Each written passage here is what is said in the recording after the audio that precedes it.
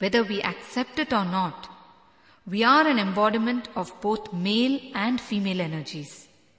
We are whole, not divided. Tantra deals beautifully with the whole concept of sex. In the scriptures, Lord Shiva speaks to Devi Parvati on this subject. Those insights recorded over 5,000 years ago are found to be relevant in biology today. In order to be complete, to be whole, it is essential that we are able to accept and express both the masculine and feminine aspects of our nature. But does it really happen? Are we allowed to express? Right from the moment of birth, society labels you as either male or female, and it expects you to start behaving accordingly. Society simply does not allow boys to express their feminine side or girls to express their masculine side. Right from a very young age, one half of our being is suppressed. Till the age of 7, till the social conditioning has not taken a deep root inside, the child is not conscious of being male or female. That is why a very young child has a sense of completeness. He is centered and secure. He is so beautiful and joyful to look at.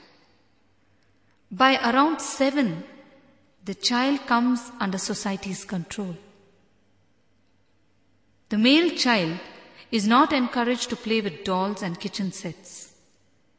The female child is looked upon disapprovingly when she wants to play with cars and rockets. Even when it comes to colors of their clothes and other belongings, there is discrimination. You choose blue for boys, pink for girls. Am I right? In the earlier days, the responsibility of parents was only to give birth to the child. At the age of 4, they left the child in the Gurukul with the master. In the Gurukul, the children were taught the Gayatri Mantra, an initiation chant to kindle the intelligence at the age of 7. If by 14 they had a spiritual experience of some kind, they were taught the Brahma Sutra, the greatest book on world philosophies. Else, they were taught the Kama Sutra, the science of sex, so that they learnt the art of family life. If before the age of 21 they were enlightened, they were initiated into sannyas. If not, they were taught the Yoga Sutras. This is how a child was allowed to evolve in its own way under the guidance and love of the master. But now, today, such strong conditioning goes into the child, which is so damaging for it. The child begins to suppress that part of himself which is not approved by society. We don't realize it, but this period is traumatic for the child. He suddenly feels uprooted, cut off from one half of his being. He starts searching for the suppressed half outside. You see, man's inherent nature is fulfillment. He came from fulfillment and he looks to attain it as well.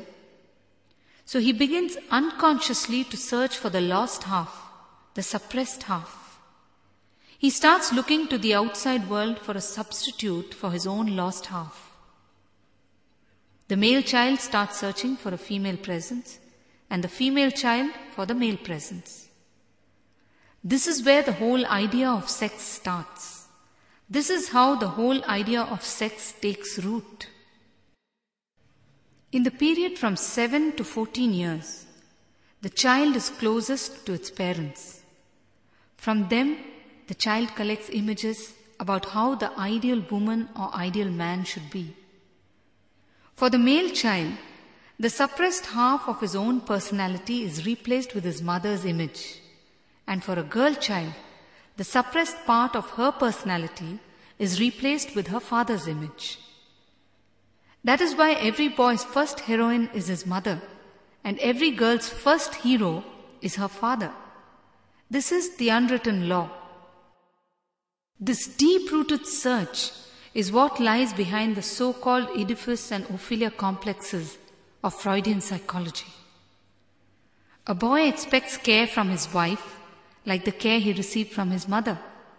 And a girl expects the security and assurance from her husband that she enjoyed with her father.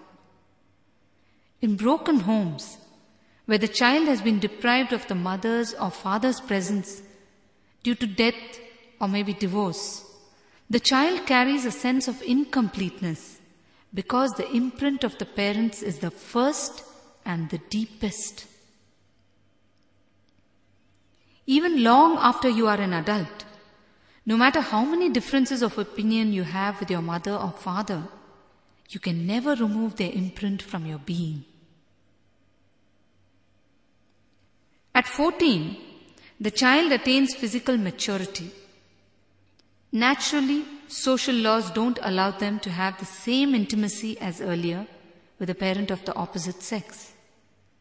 And also their activities become diversified and they don't spend as much time with their parents. So at 14, the search continues, but this time in the outer world. These days it is happening much earlier than 14. These days children are exposed to the television and internet from a very young age. That's why they grow up faster mentally. It's not a healthy sign. Anyway, at about 14 years of age, the search begins in the outside world.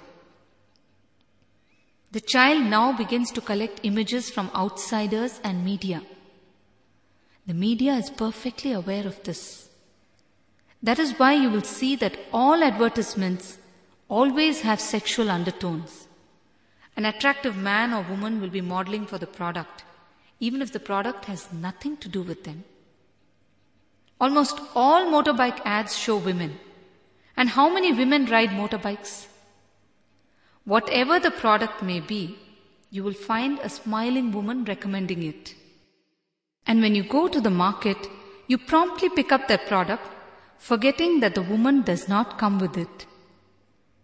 Even a simple Pure Magic cookies advertisement shows only women. This is the media's way of cashing in on your suppressed desires. All forms of media are nothing but dream sellers. We collect all these dreams and we keep running through them in our minds, hoping to quench our thirst. Is it possible? Can your thirst for water be quenched by consuming salt? No. If you do this, your thirst will only increase. If you are alert and aware, advertisement hoardings can never fool you. Of course, by seeing them, you can always be aware of the latest things in the market, no doubt.